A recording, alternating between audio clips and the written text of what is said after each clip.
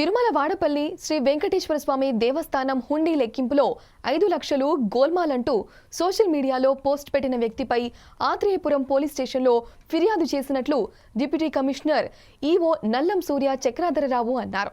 ఈ నెల 12వ తేదీన కోనసీమ తిరుమల వాడపల్లి శ్రీ వెంకటేశ్వర స్వామివారి హుండీ లెక్కింపు కార్యక్రమం జరిగిందని, లెక్కింపు కార్యక్రమాన్ని పోలీసులు, గ్రామస్తులు, అర్చకులు, బ్యాంకు వారి సమక్షంలో పగడ్బందీగా జరిగిందని తెలిపారు.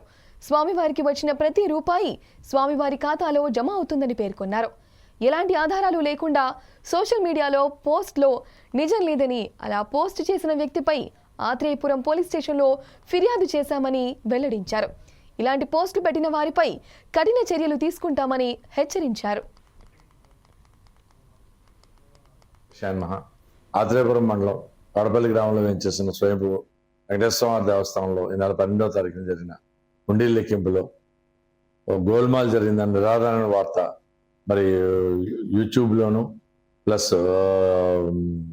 వాటిల్లోనూ విస్తృతంగా ప్రచారం చేస్తున్నారు. ఇదంతా నిరాధారణ వార్త. సీసీ కెమెరాల పర్యవేక్షణలో, దేవాదాయ ధర్మాదాయ శాఖ అధికారుల పర్యవేక్షణలో, భక్తుల సమక్షంలో బ్యాంకు వారికి హుండీ నుంచి తీసుకున్న వచ్చిన ప్రతి రూపాయి కూడా బ్యాంకులో డిపాజిట్ చేయడం జరిగింది.